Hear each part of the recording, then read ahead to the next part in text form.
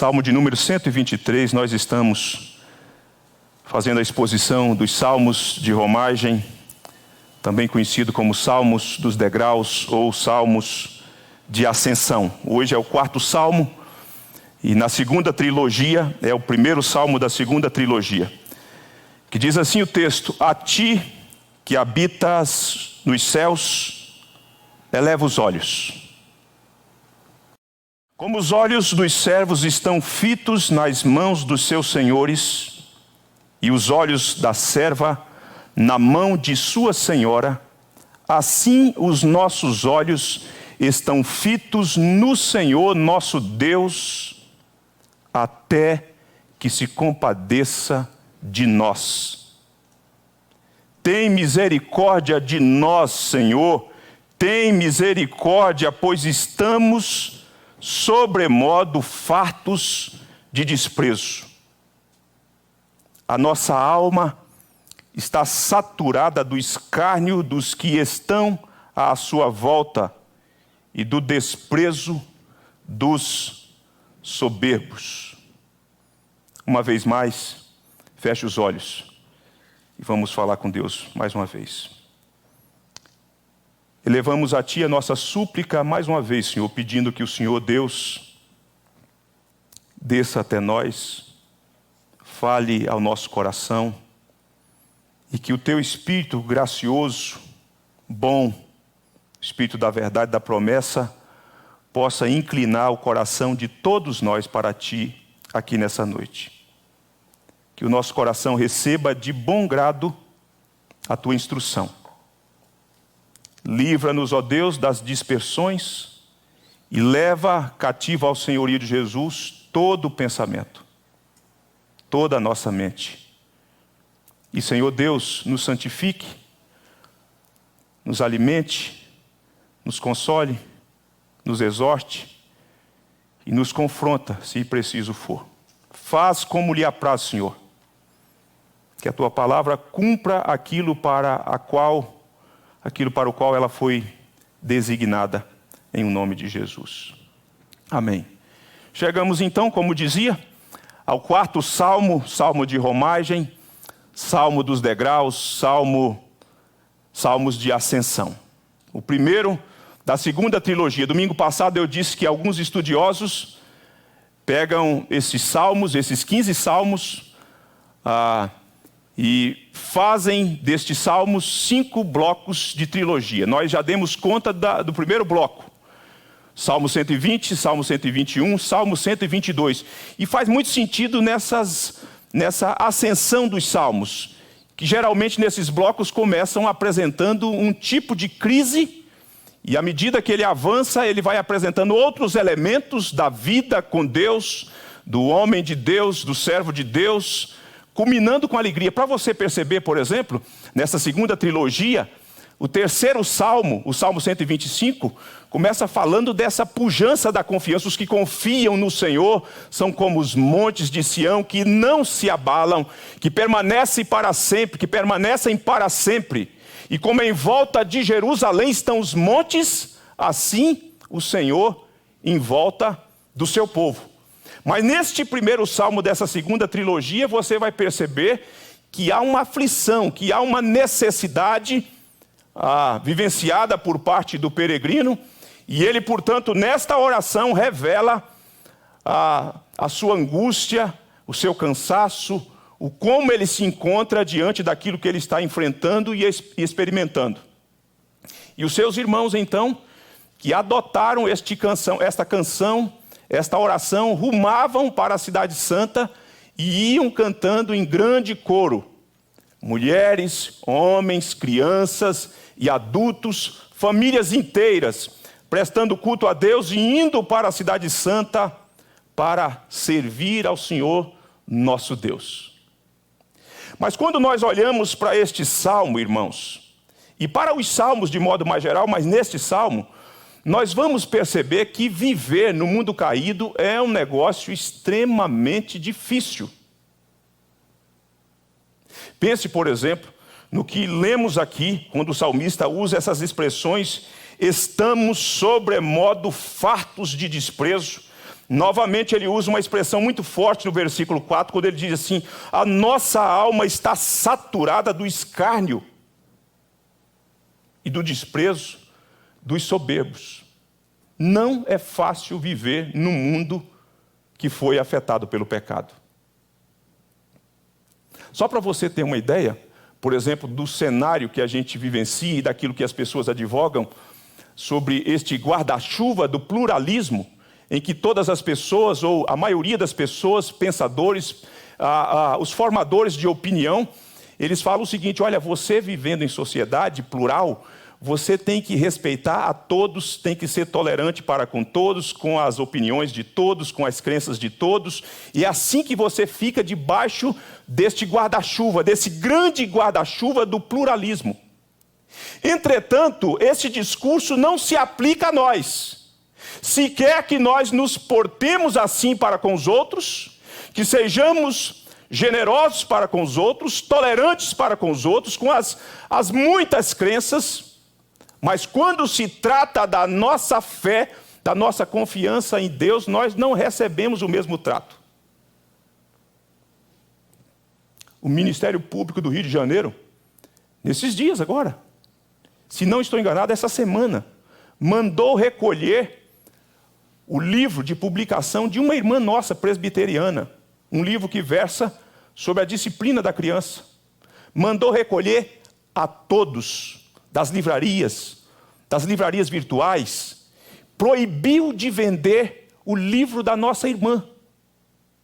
Nós estamos no momento, numa semana que foi marcada por muito barulho por conta de uma marca de um determinado perfume cosmético, em que chamou uma determinada figura para fazer ou para ser aquele que iria arregimentar, propagar a venda do determinado produto.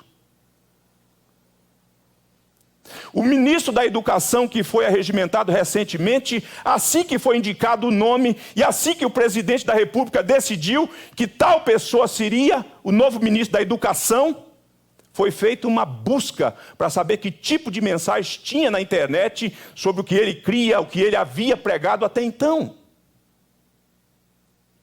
É nesse mundo então caído, afetado pelo pecado, em que os nossos irmãos estavam, e agora aqui estamos nós fazendo a nossa peregrinação. Requer-se de nós tolerância, paciência, amor, compaixão, mas o que requer-se de nós não nos é dado. Não nos é dado. Pelo contrário, nós somos desprezados, nós somos insultados, nós somos zombados, nós sofremos os escárnios por conta da nossa fé em Deus. E este salmo, todos os salmos, eles surgiram dentro de um contexto, às vezes de celebração, de gratidão, de uma intervenção de Deus. Alguns nós não temos como precisar o contexto exato. E alguns nós somos dirigidos pela história de Deus com o seu povo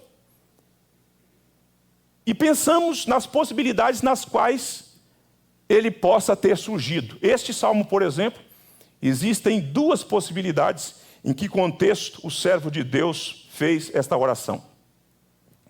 Uma é no contexto quando Jerusalém foi sitiada pelo rei da Assíria. E o registro de Isaías, eu peço que você vá lá, para a gente entender isso, esse macro história dessas duas possibilidades, tanto uma quanto outra, faz sentido, até por conta dos elementos que nós encontramos neste salmo. Vá ao livro do profeta Isaías, no capítulo de número 37, nós não vamos ler o capítulo todo, mas há uma expressão dentro do insulto que o rei estava sofrendo e o povo de Deus, neste capítulo, no capítulo 36 e no capítulo 37, quando o rei da Síria manda um mensageiro ir a Israel e dizer, e insultar o povo de Israel na pessoa do rei, zombando da confiança dele, desdenhando da confiança dele, como se não bastasse, alguns homens do rei de Israel pede ao mensageiro para que não fale em aramaico, nem em judaico, para que o povo não fique apavorado. E aí ele sobe no muro e ele escancara os seus lábios e profere a todos os pulmões aquilo que ele tinha para dizer, para desencorajar, insultar o povo e blasfemar contra o rei de Israel. Como se não bastasse, ele manda uma carta, o rei manda uma carta para o rei Ezequias, e é aqui que eu me prendo, porque você vai ver a oração que o rei faz. Capítulo 37, versículo de número 14 ao versículo de número 16.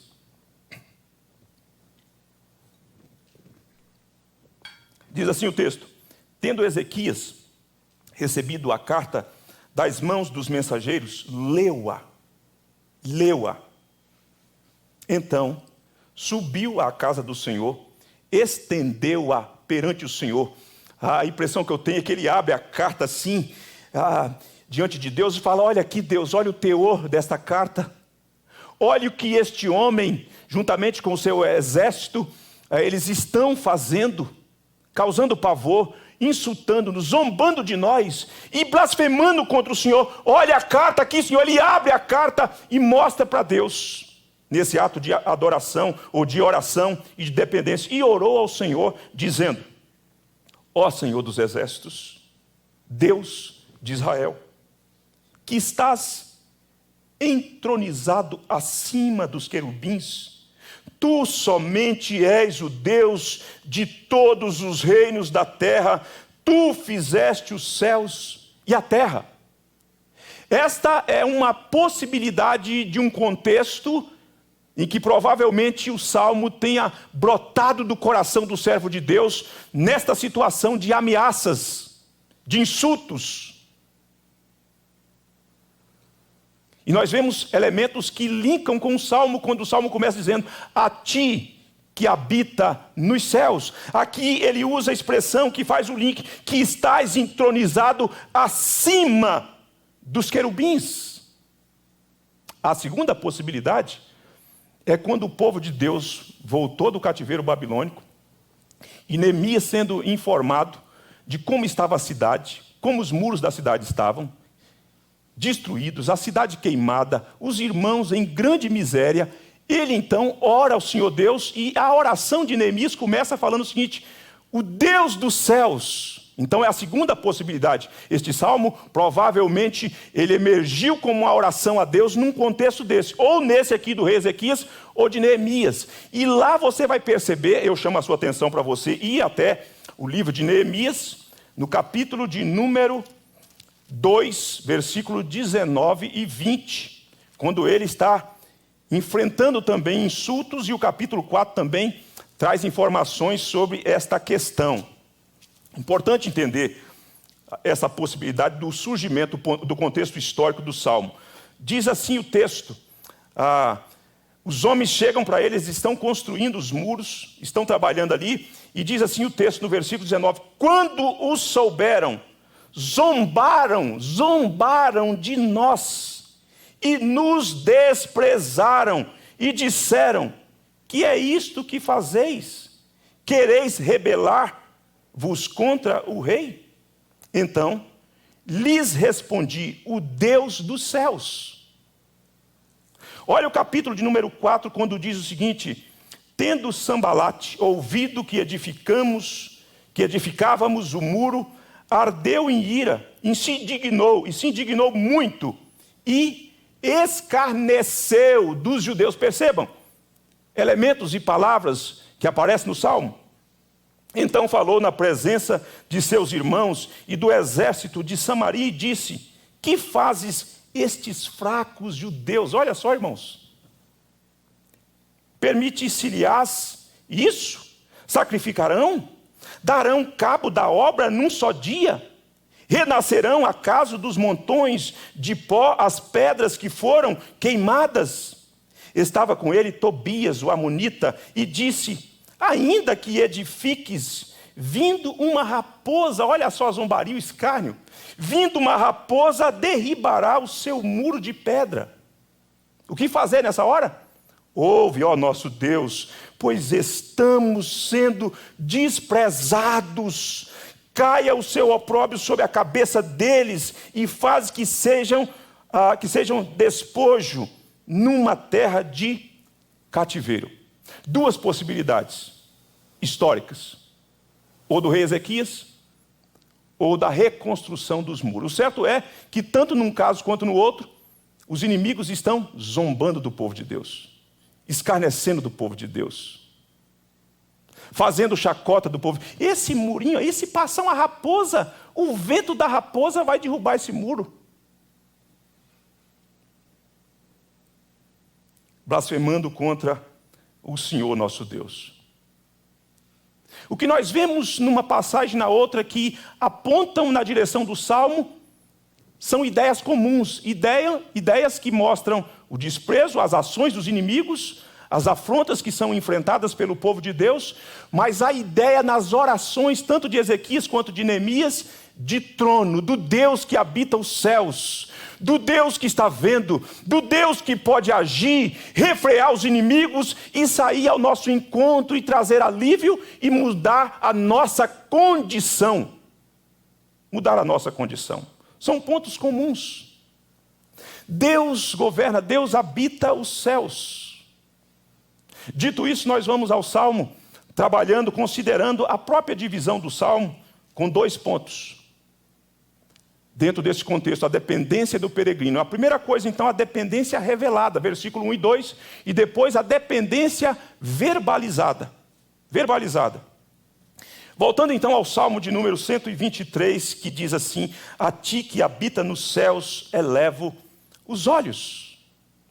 Olhando, irmãos, o que nós vemos neste Salmo, diante dessa crise toda, deste enfrentamento que acontece, dessa situação hostil, em que os servos de Deus estavam enfrentando por parte dos inimigos do povo de Deus, nós vamos perceber que o servo de Deus precisa olhar para além da situação. Os olhos dos servos de Deus precisam ser erguidos para aquele que habita nos céus. Não adianta ficar olhando para a crise nessa esfera terrena e pensando que a solução virá da circunstância.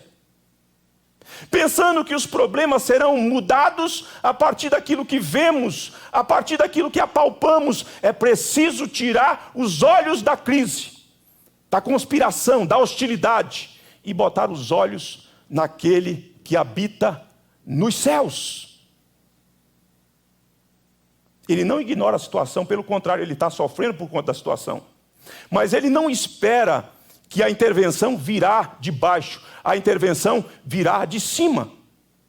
A crise é experimentada na terra. A crise surge aqui embaixo, com homens, por meio de homens que são malignos, que não temem a Deus, que são hostis ao povo de Deus e à verdade de Deus nesse mundo caído. E daí, o que fazer? É preciso erguer os olhos. É interessante porque no Salmo de número 121, quando o salmista está olhando para a questão da proteção, de como ele vai chegar seguro em Jerusalém, ele fala: eleva os meus olhos para os montes. Ele já aprendeu a lição e agora ele olha para muito além dos montes. Ele olha para aquele que criou os montes e que está assentado num alto e sublime trono. A ti que habita nos céus. Essa expressão céus, essa palavra céus, ela se aplica a 2 situações: o céu físico, o céu estrelado, o céu iluminado que nós olhamos, que está para cima de nós, mas também ela se aplica, e neste caso aqui, é nessa segunda situação, nessa segunda categoria, os céus como morada de Deus, onde Deus tem um trono, de onde de Deus governa, de onde de Deus sai ao encontro e peleja em favor do seu povo, para acudir o seu povo em momentos difíceis. A ti que habita os céus, elevo os meus olhos. Para onde você tem olhado quando as situações difíceis aparecem para você? Você tem conseguido tirar os seus olhos, que estão voltados para a terra, para olhar para Deus nessa hora? Porque essa ideia, essa figura utilizada é a ideia tanto de demonstração de dependência como de confiança, de fé. De alguém que aguarda, de alguém que espera uma intervenção de Deus. Para que lado você tem olhado? Para que direção você tem olhado? Para quem você tem olhado? De quem você tem esperado auxílio nos dias maus? Este servo de Deus, este irmão nosso, ele enfrenta essa situação, mas ele não deixa de olhar para aquele que vê, e aquele que sabe, e aquele que pode intervir e fazer algo extraordinário na história. A ti que habita nos céus. Para quem ele olha?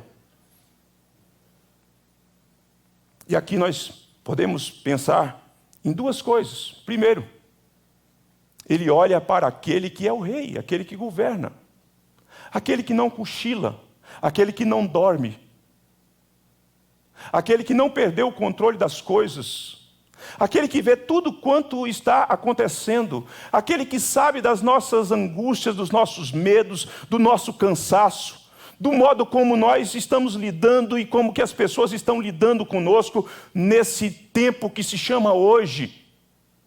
Portanto, ele é o Senhor do universo, ele é o Criador dos céus e da terra, de tudo e todos. É preciso entender quem é Deus quando nós precisamos e nos encontramos em situações de apuros. Mas o nosso amado Salvador vai trazer algo que já se encontrava no Antigo Testamento. Quem é aquele para quem o salmista elevou os seus olhos? O Senhor Jesus Cristo vai ampliar a ideia de que ele também, além de ser o Rei do Universo, ele é o nosso Pai Celestial. No seu grandioso sermão, Sermão da Montanha, quando ele vai falar de oração, como nós devemos orar, ele inicia o seu ensino dizendo que nós devemos orar, dizendo: Pai nosso que estás nos céus. Diante das hostilidades, você precisa se lembrar e olhar para aquele que é o Senhor, que é o Rei. Mas você também não pode perder de vista a ideia de que Ele, sendo grandioso como Ele é também o seu Pai. E o seu Pai cuida de você, o seu Pai se importa com você, o seu Pai provê para você. Você não está esquecido. O salmista ergueu os seus olhos, elevou os seus olhos para os céus. O Senhor. O Senhor. O que isso revela, irmãos, nesse contexto? Isso revela que a dependência do peregrino transcende o tempo, o espaço, para algo maior, para algo que está acima. A dependência do peregrino se expressa por meio de figura, quando ele toma a figura dos servos, das servas, para fazer uma transição que nós vamos ver já já, de como nós devemos revelar a nossa dependência de Deus nos dias maus. A dependência do peregrino também se mostra como sendo persistente. Vejam vocês que no versículo de número 2, no finalzinho, ele diz assim: até que se compadeça de nós. Não é uma dependência que é tolhida pela circunstância, não é uma dependência que para de olhar para Deus, é uma dependência até que o Senhor se compadeça de nós. Nós não deixaremos de olhar para o Senhor. Não importa quais sejam os ventos, não importa quais sejam os barulhos, nós continuaremos com os nossos olhos fixados no Senhor, nosso Deus. O que nós aprendemos com essa figura de linguagem que nós temos aqui, que envolve os olhos, que envolve e traz essa ideia das mãos, de servos, de senhores. O que nós aprendemos com isso?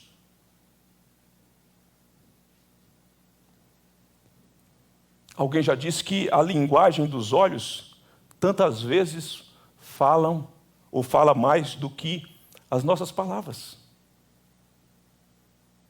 Alguém já disse que a linguagem dos olhos tantas vezes fala mais do que as nossas palavras. Tem coisa que não é preciso verbalizar, Você olha para os olhos, ou alguém olha para os seus olhos e a gente percebe alguma coisa.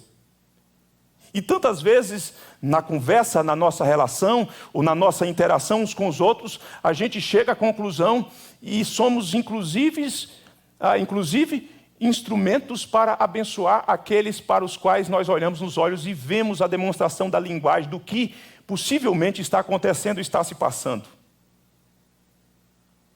É como uma pessoa, durante a semana, quando eu estudava esse texto, e eu fico transitando aqui nos espaços da igreja, fico na sala, volto aqui, dou uma percorrida nos espaços, conversando com as irmãs, e vou compartilhando aquilo que eu estou vendo, e de repente uma irmã falou comigo nessa semana, quando eu estudava e compartilhava esse texto: pastor, é a ideia de um olhar pidão, né? É a ideia de um menino pidão, como que esperando do pai a manifestação graciosa de dar um presente de acordo com a necessidade e a dependência da criança. Essa ideia é uma ideia que perpassa as nossas experiências desse olhar pidão, né? De alguém que não verbaliza a priori, mas pelo fato de estar olhando, você percebe que ela está desejando determinadas coisas, ou está no mínimo dependendo de certas coisas. Os olhos são como o espelho da alma, porque os olhos revelam a tristeza. Às vezes não é preciso falar que você está triste. Basta conviver com quem te conhece e caminha com você, e que os seus olhos estão mandando uma mensagem dizendo: eu estou triste, eu não estou bem. Aliás, pensando em Neemias, no capítulo 2, versículo 1 e 3, ele diz isso quando ele está registrado isso quando ele comparece perante o rei a quem ele servia, depois de receber a informação sobre a condição da sua cidade e a condição dos seus irmãos. Ele diz assim, está registrado no capítulo 2, versículo 1 e 2: no mês de Nisan, no ano 20º do rei Artaxerxes, uma vez posto o vinho diante dele, eu o tomei para oferecer e lhe o dei. Ora, eu nunca antes estivera triste diante dele. O rei me disse: por que estás triste o teu rosto, se não estás doente? Tem que ser tristeza do coração. Não aparece aqui, é verdade, a palavra olho, mas é uma demonstração de um rei que conhece alguém e que olha para os olhos e percebe que o semblante não está bem. Não, você não está doente. Se você não está doente, o que está acontecendo? Tem que ser tristeza do coração. Os olhos são o espelho da alma. Os olhos revelam cansaço, os olhos revelam a fraqueza, os olhos revelam o medo. Às vezes nós estamos amedrontados e as pessoas que convivem conosco percebem que nós estamos com medo por conta de certas coisas, de certas situações. Mas aqui, irmãos, dando esse parecer geral, e depois voltando a essa ideia, essa figura dos olhos que nós vemos aqui, que é uma metáfora para falar de dependência ou de expectativa, de esperança, em que é retirada de um contexto social, de um contexto histórico. Nesse contexto aqui, acredita-se que os servos, assim como as servas, os senhores, os reis, pessoas de autoridade, que tinham essas pessoas que prestavam serviço a elas e que estavam na condição de escravos, eles não verbalizavam palavra alguma para com essas pessoas, os servos, os escravos e as escravas. Então, como que se portava, como que se dava essa comunicação? Tinha a ver com esse olhar atento, não para os olhos do Senhor, mas para as mãos. Nesse olhar atento, à medida que um pequeno movimento acontecia por meio das mãos, os servos entendiam o que o seu senhor estava querendo, o que o seu senhor estava para realizar. Assim também com as servas, com as escravas, dentro daquele contexto histórico-social. E aí, o que nós percebemos então, é que nessa tensão que envolve expectativa, que envolve fé, os servos, eles eram pessoas pacientes. Não podiam titubear. Não podia se impacientar. Tem que ficar olhando atentamente as mãos do seu Senhor. Igualmente as servas são atentos, são firmes e são perseverantes, não deixam de olhar para entender qual é a linguagem do Senhor, porque por meio dessa linguagem eles estavam revelando também a sua lealdade, a sua submissão, a sua obediência, as suas necessidades e dependência.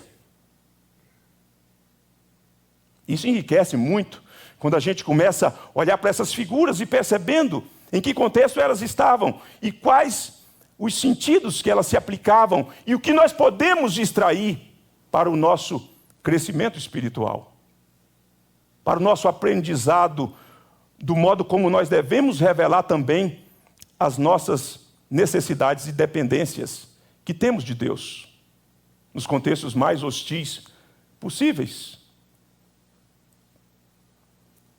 Mas estudando este texto, ele concentra nessa dependência a priori do escravo, usando essa figura. Mas eu fiquei pensando também que nesse contexto social, em que os servos não olhavam diretamente para os olhos do seu senhor, entretanto eu fiquei pensando, era possível, e certamente, que o Senhor conseguisse olhar nos olhos dos servos. De um Senhor que percebe as coisas a partir do olhar também dos seus servos. Os servos devem manter os seus olhos fixados nas mãos, para ver quais eram os movimentos, quais os sinais. Se eram sinais que viriam a partir de ordens, de instruções, ou a partir de uma dádiva, de uma bênção que seria dado aos servos ou às servas. E isso faz sentido porque note que Neemias estava na condição de servo do rei. Mas o rei olhou para os olhos dele. Ele não olhava fixamente para os olhos do rei, mas o rei percebia as suas necessidades. Quanto a nós, quanto aos servos, precisamos olhar para as mãos dadivosas daquele que tudo sabe, daquilo que tudo pode fazer, e ele nos vê de modo mais pleno e completo. A linguagem revela necessidade, expectativa, reverência e dependência. Olhar para as mãos era esperar a sinalização de ordem, de instrução, de bênção que poderia vir a partir das mãos dos seus senhores e do sustento para as necessidades dos servos. Mas de mãos também, que dentro desse contexto poderiam defender o fraco. Aquele que estava vulnerável diante dessa situação de hostilidade, de ameaças, as mãos também trazem essa figura de alguém que pode efetivamente defender aquele que se encontra numa situação de vulnerabilidade.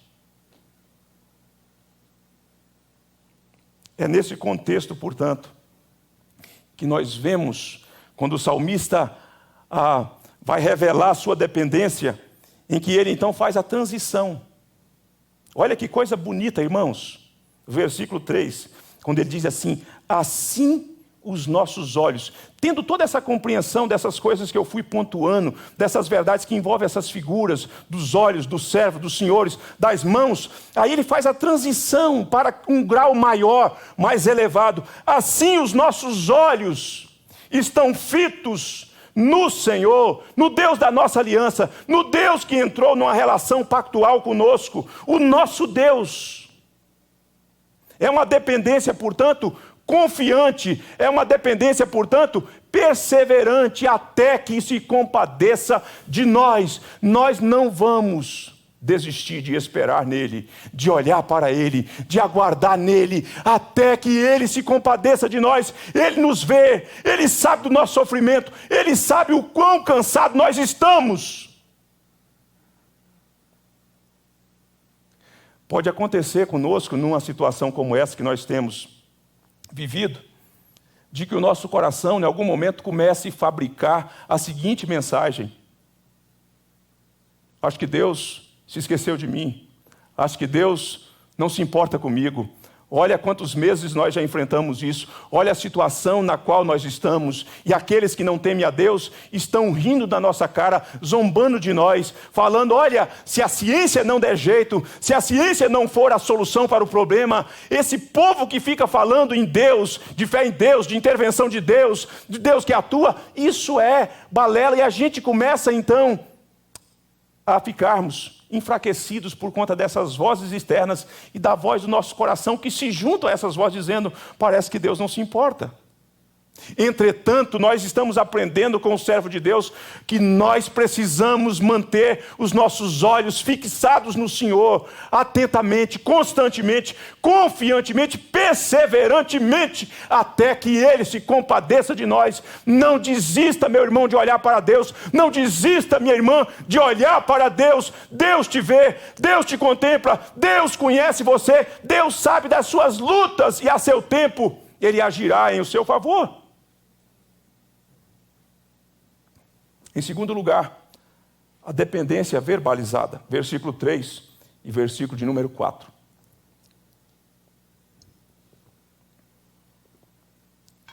A primeira, a dependência demonstrada, por meio da figura, das figuras que nós fomos mapeando, e agora a verbalizada. Veja que a oração do salmista agora, ela vem nesse tom que revela a sua angústia, a sua luta, o seu sofrimento, o seu cansaço, e mostra a sua dependência. Porque oração, quem ora, irmãos? Minhas irmãs, quem ora está dizendo para Deus, eu não dou conta. Eu não consigo resolver essas questões que me cercam. Você sabe qual é a maior demonstração de dependência de alguém para com Deus? É quando ela ora. Aliás, o presbítero Carlitos hoje falou sobre essa questão, sobre oração. Nós somos uma geração que revelamos, sabe o que? Ao invés de dependência, temos revelado, incoerentemente com aquilo que nós cremos e professamos, um certo tipo de autonomia. A gente pensa que a gente consegue resolver, porque diante de tudo que a gente tem, diante de tantos instrumentos, a gente começa a pensar, e o nosso coração vai ludibriando-nos, e nós começamos a pensar que nós não precisamos, e por isso não oramos. As situações às vezes são difíceis, são terríveis, são dramáticas, mas não se vê gente orando, verbalizando para Deus a sua dependência. Você não mostra que é dependente por meio daquilo que você verbaliza teologicamente. Você mostra quando você se curva diante de Deus. É quando você se rende diante de Deus. É quando você tira a capa da autoconfiança e se vê vulnerável, fraco e diz então, tem misericórdia de nós, Senhor. Tem misericórdia, é uma verbalização que envolve o sofrimento, mas que envolve também dependência de Deus nas situações hostis da vida.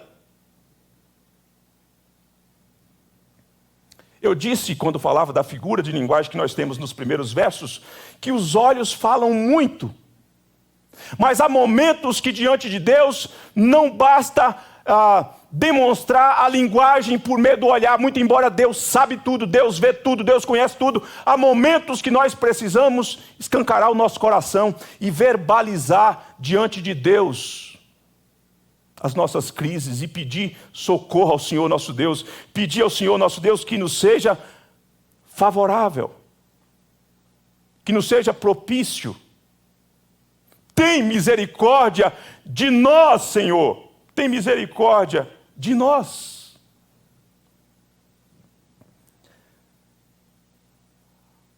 Tantas vezes, o que oprimia o peregrino eram as circunstâncias que envolviam ações de pessoas. Do ponto de vista mais físico, de hostilidades que alcançavam os músculos, a pele, a carne, os ossos.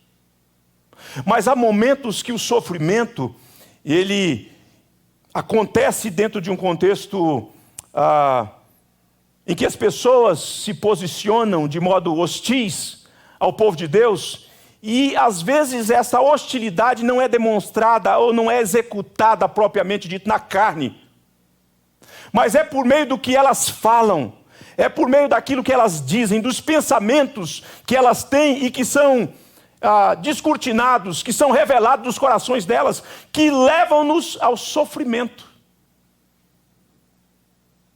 que levam-nos às angústias. É o que elas dizem. Às vezes não são chibatadas, não são pancadas que nós levamos, mas são as palavras que entram pelos nossos ouvidos quando, nesse contexto da afronta, do insulto, da zombaria, do escárnio, e nós então nos vemos como que encurralados. Um exemplo disso, um tipo de escárnio, Salmo de número 40, versículo 3 e versículo 10. As minhas lágrimas têm sido o meu alimento dia e noite, enquanto me dizem continuamente: o teu Deus, onde está? O salmista prossegue no versículo 10, ele fala assim: esmigalharam-se-me os ossos, quando os meus adversários me insultam, dizendo e dizendo. Não é dizer uma vez só, não. Dizendo e dizendo: o teu Deus, onde está? É quando um drama chega na sua família. É quando o seu casamento entra em colapso. É quando um filho que foi criado nos caminhos de Deus, num determinado momento, se rebela, se mostra hostil, arredio. É quando o marido que durante anos viveu, foi aquele que cuidava da esposa, em determinado momento ele fala: estou apontando as malas, estou indo embora. E aí os vizinhos ou os parentes falam assim: o teu Deus, esse negócio de fé que você fala que Deus resolve as coisas, que Deus atua, que Deus faz milagre, e o teu Deus, onde está o seu Deus? Isso nos leva a um sofrimento da alma, não é alguma coisa na carne, nós não fomos feridos nos músculos, nem na pele, mas é alguma coisa que entra nos ouvidos por meio dos insultos. Para que serve Deus?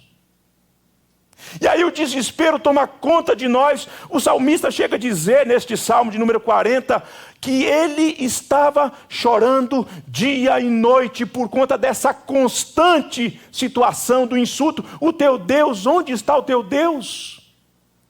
É o que o rei da Síria fez com Ezequias, é o que os samaritanos fizeram com Neemias. Que obra é essa? Que fracasso é esse? O que vocês estão pensando? Em situações assim, irmãos, vem, portanto, este grito da alma. Este grito da alma: tem misericórdia de nós, Senhor. Tem misericórdia. Nossa alma está cansada de enfrentar o desprezo. Nossa alma está cansada, saturada do escárnio. E numa dependência verbalizada, nós aprendemos 3 coisas. Os servos de Deus imploram por misericórdia para com todos. Há momentos que, diante dos dramas da vida em que nós sofremos, a nossa oração não é só em favor de nós mesmos. Nós pensamos num aspecto mais amplo, de povo de Deus, de comunidade de Deus, de família da fé, de gente que está sofrendo, enfrentando situações semelhantes a nós. Então nós não somos egoístas, nem individualistas, nós oramos por nós e oramos por todos aqueles que estão enfrentando drama semelhante a nós. Ele diz: tem misericórdia de nós. Obviamente que ele está incluído nessa situação, mas ele pensa nos seus irmãos. Ele implora por misericórdia por causa daquilo que sente. Em segundo lugar, ele implora por misericórdia por causa daquilo que enfrenta a oposição dos inimigos de Deus. E nisso nós vemos as 2 expressões que são fortes aqui, que nós já mencionamos. A primeira: fartos de desprezo. Fartos de desprezo. Estamos fartos, sobremodo fartos de desprezo, como alguém que se empanturrou, que não aguenta mais, que está devidamente suprido de uma coisa que é ruim, que causa mal, e que é mal. E essa questão do desprezo, pelo menos duas coisas, elas têm como, o desprezo tem como foco pelo menos três coisas. Primeiro, a sua pessoa. Quando a pessoa despreza a sua pessoa, por pensar que ela é melhor do que você, por pensar que ela é mais gabaritada do que você, e aí ela olha para você de lado, com menosprezo, com desdém. É o que aqueles homens apareceram para Neemias e estão fazendo, desprezando a pessoa de Neemias e os homens que estavam ali trabalhando, desprezando a pessoa. Talvez você já passou por isso, talvez você já enfrentou o desprezo de pessoas que olharam para você de lado, meneando a cabeça, como que colocando você numa categoria de inferioridade, como se elas fossem melhores, mais importantes do que você. Quando isso acontece, isso é terrível, isso mexe profundamente com as nossas emoções, porque isso é um modo de depreciar-nos.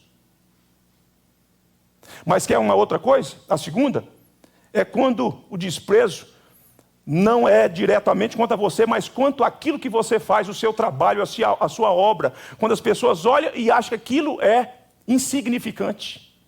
Construindo esse murozinho aí, até as raposas vão destruir isso aí. Isso também é um tipo de situação que mexe com a gente, quando as pessoas desprezam a nossa vocação, aquilo que nós fazemos e que, aos olhos dos homens, não é importante, não tem status, não merece os aplausos de ninguém. Essas coisas mexem com a gente. Em segundo lugar, ou em terceiro lugar, o desprezo no que diz a fé. Ezequias, por exemplo, enfrentava isso. Em quem você vai confiar, Ezequias? Você não está vendo a história aí do rei da Assíria? Já venceu todas as nações, as divindades, e é um equívoco do rei da Síria, porque ele quer colocar o Deus de Israel no mesmo patamar das divindades pagãs. Aqueles deuses não puderam resistir-nos. Você acha que o Deus de Israel vai resistir-nos? Isso mexe com a sua fé. Quando vem os desafios,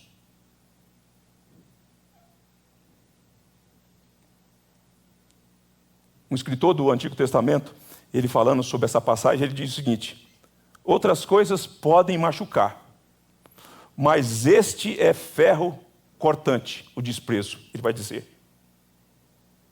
A ideia, portanto, de cansaço, já deu, não aguento mais, tem misericórdia de nós, Senhor, tem misericórdia, pois estamos sobremodo fartos de desprezo, estamos cansados, estamos por aqui, não aguentamos mais, já deu a conta, Senhor. Sai ao nosso encontro. Agora é interessante isso, antes de chegar na segunda expressão forte nesse contexto, como que ampliando, fortalecendo essa ideia do cansaço e do sofrimento, é que o servo de Deus não vê mérito no seu pleito. Ele não vê mérito em seu pleito, porque pedir por misericórdia, aguardar a misericórdia, é uma demonstração de que eu não mereço o teu auxílio.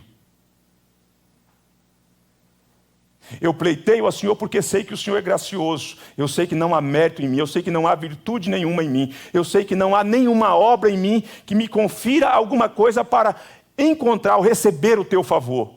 Ele está completamente despido diante do Senhor da sua autoconfiança e da sua justiça.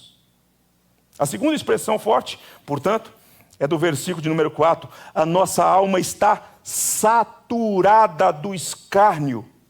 Saturada do escárnio. E o escárnio, dentro desse contexto, é um conceito para ampliar, reforçar o que já foi dito.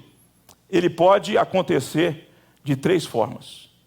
Por causa da sua fé. As pessoas zombam de você quando você diz que crê em Jesus. Que você teve um encontro com Jesus. Que você vive para Jesus. As pessoas escarnecem disso. Zombam de você. Fazem piadas acerca da sua fé, fazem gozação. Às vezes isso acontece numa extensão mais distante do nosso convívio, às vezes na faculdade, às vezes lá no trabalho, mas às vezes acontece até dentro de casa, quando pessoas que carregam em suas veias o sangue, o mesmo DNA que nós, zombam de nós. Que bobagem é essa de fé? Que bobagem é essa de crença em Deus? Escárnio. Em segundo lugar, por causa da ética. Quando você diz para alguém assim, olha, eu pago os meus impostos, eu não sonego imposto, e dentro de um contexto em que os impostos no Brasil são altíssimos, e a pessoa olha para você e fala assim, você é um bobalhão, você é um trouxa, o governo nem aplica esses recursos como deveria aplicar, e você ainda faz declaração de todos os impostos, você tem lisura nisso. Eu conheço alguém aí que pode burlar a lei, que pode te ajudar para que você não declare tudo. Escárnio sobre a ética, escárnio sobre a santidade. Quando um jovem, quando uma moça, um moço, no contexto brasileiro diz, eu sou virgem, eu sou casto, eu estou me guardando para o rapaz com quem eu vou me casar. Ou o rapaz diz, eu estou me guardando para a moça com quem eu vou me casar. Vem os escárnios, a zombaria.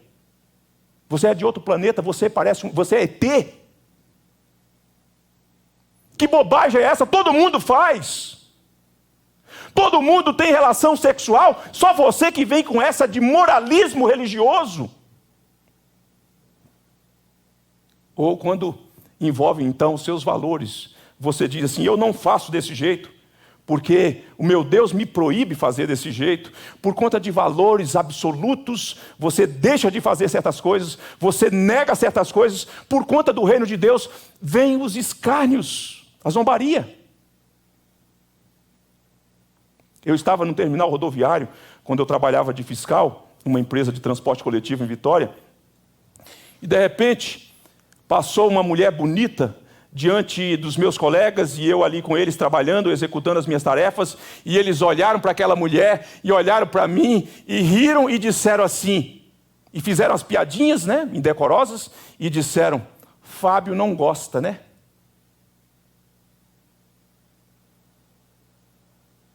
Porque não olhar como eles olharam, não falar o que eles falaram, era uma demonstração de que eu não gostava de mulher. E eu disse, eu gosto tanto que desde os 18 anos eu tenho uma só para mim. Mas esse tipo de coisa acontece aqui e ali de um modo mais hostil o tempo todo. Insultos, desprezo, escárnio. O salmista fala assim, olha, a minha alma está saturada, a ideia de transbordamento, é aquele mesmo conceito que aparece no Salmo 23, versículo 5, quando ele fala de colocar a mesa diante dos inimigos e o cálice transborda, esburra. Nossa alma esburrou de tanto escárnio, de tanto que nós estamos sofrendo com essa hostilidade em alto grau. Não dá mais. Deus não dá mais, nós estamos cansados, nós estamos saturados, não aguentamos mais essa hostilidade dessas pessoas. Com isso, o peregrino está, por meio da oração, expressando, em primeiro lugar, o seu desejo urgente por alívio. Precisamos de alívio, Deus, tem misericórdia de nós. Em segundo lugar, ele está expressando a sua necessidade imediata. Deus, tem misericórdia de nós. Precisamos da tua intervenção agora, Senhor, nos ajude. Saia ao nosso encontro, desça do teu trono e atue na nossa história, na nossa vida. Porque estamos cansados. Estamos cansados, Senhor. Tem misericórdia. E eu termino destacando aqui 3 ou 4 aplicações para considerar e aplicar à luz de toda a Bíblia e da pessoa maravilhosa do Senhor Jesus Cristo. Em primeiro lugar, preste atenção, Deus entende a nossa crise, irmãos. Deus entende o nosso cansaço. Nós não precisamos de ter vergonha de chegar para aquele que habita os céus, que é o Rei do Universo, mas que também é o nosso Pai, e dizer para Ele, Deus, eu estou cansado, eu não aguento mais, está difícil, Senhor, tem misericórdia de mim, Senhor, senão eu vou entrar em colapso. Entra com a tua intervenção, Senhor. Você não precisa tentar ocultar isso de Deus. Deus sabe, Deus vê, mas Deus quer que você se aproxime dele com os olhos erguidos, como uma criança que almeja, que tem necessidade, que tem carência, que tem dependência, e diga para ele qual é a coisa que está afligindo o teu coração. Em segundo lugar, a palavra do Senhor Jesus Cristo sobre a perseguição, sobre a hostilidade, é algo que devia preparar o nosso coração para não ficarmos decepcionados nem frustrados. Tem muito crente decepcionado e frustrado com Deus, porque ignora, despreza o que o Senhor Jesus falou sobre esse assunto. E eu quero ler o que o Senhor Jesus Cristo disse aos seus discípulos numa conversa particular, numa conversa íntima, só ele e os discípulos, que está registrado no capítulo 15, versículo 18 a 21. Escutem o que o Senhor Jesus disse: se o mundo vos odeia, sabei que primeiro do que vós a vós outros, me odiou a mim. Se vós fosseis do mundo, o mundo amaria o que era seu. Como todavia não sois do mundo, pelo contrário dele vos escolhi, por isso o mundo vos odeia. Lembrai-vos da palavra que eu vos disse: não é o servo maior do que o seu senhor. Se me perseguiram a mim, também perseguirão a vós outros. Se guardaram a minha palavra, também guardarão a vossa palavra. Tudo isso, porém, vos farão por causa do meu nome, porquanto não conhecem aquele que me enviou. Ei, crente, deixa eu te dizer uma coisa. Não espere menos do que isso no mundo. Ódio, insulto, escárnio, zombaria. Não espere menos do que isso. Não espere ser amado pelo mundo. O dia que o mundo estiver amando você, é sinal de que você não está sendo identificado como discípulo de Cristo. Porque Cristo diz: olha, se o mundo amasse vocês, é porque vocês eram do mundo. O mundo não ama vocês, odeia vocês, é porque eu escolhi vocês do mundo. E porque vos escolhi do mundo, o mundo odeia vocês. Você não é chamado para ser amiguinho do mundo. Você não é chamado para ser amiguinho daqueles que ficam zombando do nome de Deus. E quem procede assim se constitui inimigo de Deus igualmente. Não espere menos do que isso não, meu irmão. Todos quanto querem viver piedosamente serão perseguidos. Terceiro lugar, aquele que sempre habitou nos céus com o Pai, com o Espírito Santo, veio à terra. E estando aqui na terra, experimentou o desprezo e o escárnio dos homens. Ele que sempre esteve em plena harmonia com o Pai, com o Filho, com o Espírito Santo, no céu, na eternidade, esvaziou-se, assumiu a forma humana, fez-se um de nós, tornou-se servo, e porque se tornou Deus entre nós, foi escarnecido, foi zombado, foi insultado, foi perseguido, e o pico maior do insulto e do escárnio foi a cruz. Ele enfrentou a cruz. O ponto mais alto da zombaria, do desprezo, foi a cruz. Não espere menos do que isso, porque o seu Salvador enfrentou isso, sendo ele Deus encarnado. As pessoas zombaram dele. Se tu és o Deus, fez milagre com os outros, salvou os outros, desça da cruz e nós creremos que tu és o Filho de Deus, insultando o Senhor Jesus Cristo na cruz, zombando do nosso Salvador na cruz. Ele entende quando você enfrenta essas coisas, sabe por quê? Ele experimentou num grau maior. E no grau maior que ele experimentou, por conta do nosso pecado, ele ergueu os olhos aos céus e sabe o que ele encontrou? O silêncio do Pai. O Pai o deixou, o Pai o abandonou naquela hora por conta dos nossos pecados.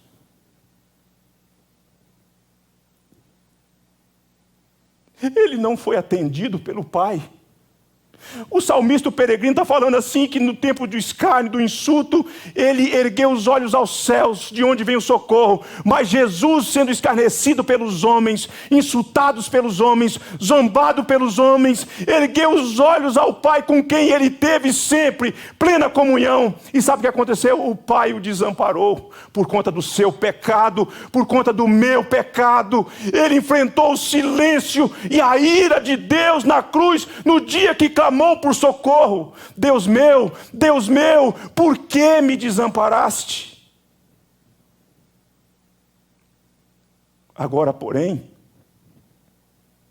ele se encontra à direita do Pai, de onde realiza a função de sumo sacerdote, dando para você e franqueando a você livre acesso àquele que habita os céus. Quando você enfrenta o escárnio, quando você enfrenta a zombaria, você pode se dirigir a Deus Pai pela a mediação do Deus Filho, e Ele leva ao Pai a nossa petição e responde, e tem do Pai o favor que nos é concedido por conta dos seus méritos.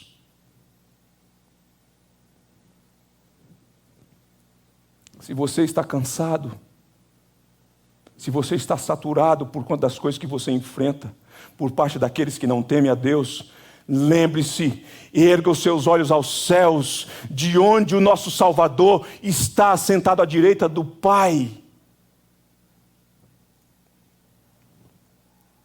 O sofrimento da igreja é enfrentado aqui na terra, surge aqui na terra, mas a intervenção, a solução vem do céu. O sofrimento da igreja nasce aqui no coração da terra, onde nós convivemos com pessoas que não temem a Deus, mas o milagre desejado, o milagre necessitado, o milagre esperado vem dos céus, vem daquele que habita nos céus. Eu convido você a ficar em pé para orarmos este salmo. Você está com a Bíblia aberta porque você é um bereano. Eu queria que você orasse esse salmo e assim nós encerramos, fazendo dele a nossa oração. Vamos juntos? A ti que habita nos céus elevo os olhos, como os olhos dos servos estão fitos nas mãos dos seus senhores, e os olhos da serva na mão de sua senhora. Assim os nossos olhos estão fitos no Senhor nosso Deus, até que se compadeça de nós. Tem misericórdia de nós, Senhor, tem misericórdia, pois estamos sobremodo fartos de desprezo. A nossa alma está saturada do escárnio dos que estão à sua vontade e do desprezo dos soberbos. Amém? Deus bendito, alenta o coração.